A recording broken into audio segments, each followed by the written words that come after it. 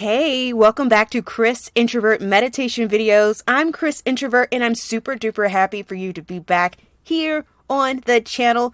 Thank you so much to the new subscribers.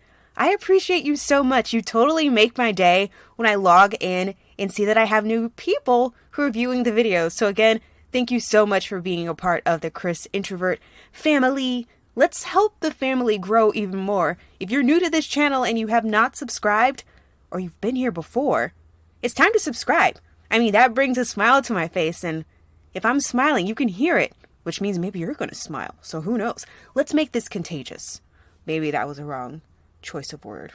It was, for sure, definitely. So today we are going to cover people-pleasing and what it does to us and how it makes us feel deep down inside, because sometimes we really don't want to admit what is going on with us because we think nobody cares, or maybe we don't care. Maybe we're not registering what is going on. But let us discover a little bit more about people-pleasing today, shall we? Can I have some wonderful, fantastical background music and video happening? Perfect. All right, let's get to it. So it's entirely normal to feel anger when you start breaking the people-pleasing pattern and setting boundaries. Setting boundaries is super, super important, not only for yourself, but also for the people that you're interacting with on a daily basis.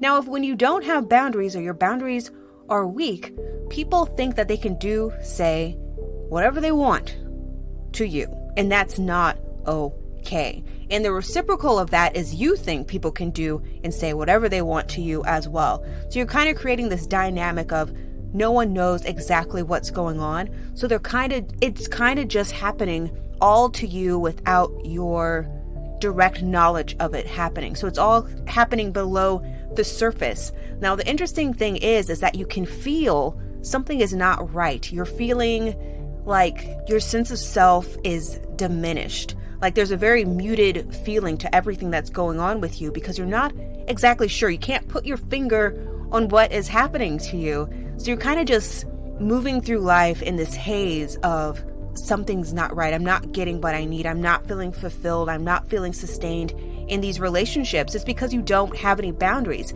Now, when you have boundaries, you're able to actually gauge if something that is happening to you that you don't agree with. And the vice versa too. That person's going to know if I cross this line with this person, they could cut me out of their life. And it's not to be malicious or anything like that. That's not what you're trying to do. You're trying to protect your integrity. You're trying to protect your inner self. You're trying to protect your authenticity.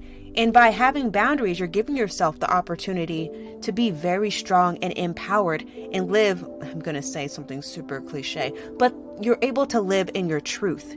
And that is so, so, so important and very, very, very, very, very beneficial to self-esteem and gives you the ability to self-regulate your emotions a lot more effectively than just allowing things to happen all willy-nilly and who cares.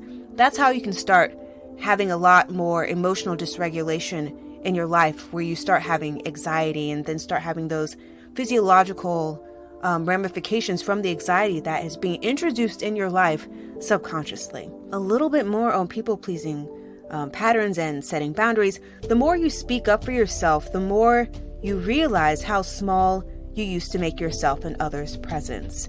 Yes, you are your biggest advocate. When you speak up for yourself, you're saying, I do not want this happening to me anymore. I feel I deserve more.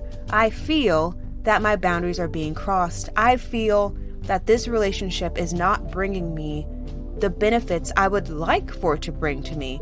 And by benefits, I mean peace. We don't want to have people in our life that are constantly disrupting us. So if we're allowing people into our life who are crossing our boundaries, making us feel small, and not to say these people are making you feel these things, but this is your reaction to hanging out with these people. You feel small, you feel unimportant, and you're not meaning to do these things to yourself on purpose. They're kind of just happening as a reflex from you happening to hang out with these people. And now in their presence, you're kind of shrunken yourself to this very, very small, minuscule person in this person's movie, to where you don't feel very important and you don't feel seen, and you have a frog in your throat all the time because you're not able to discuss what is bothering you because you don't want to upset the apple cart, because that's the worst possible thing you could do in your mind. Now, a little bit more, you begin to see how you exchanged your comfort for the comfort of people who didn't have your best interest at heart. And that's what hurts the most, because you feel that this person is your friend and they care about you and they love you and want to have you be a part of their life, but they're not really registering that in how they are treating you and taking care of your emotional state. And not to say anyone is responsible for your emotions, but if someone is actively being nasty and aggressive to you, they don't really care about your emotional state, because they are either completely blinded to what they are doing, or they think, well, this person's not going to say anything anyway because this person doesn't have what? Boundaries.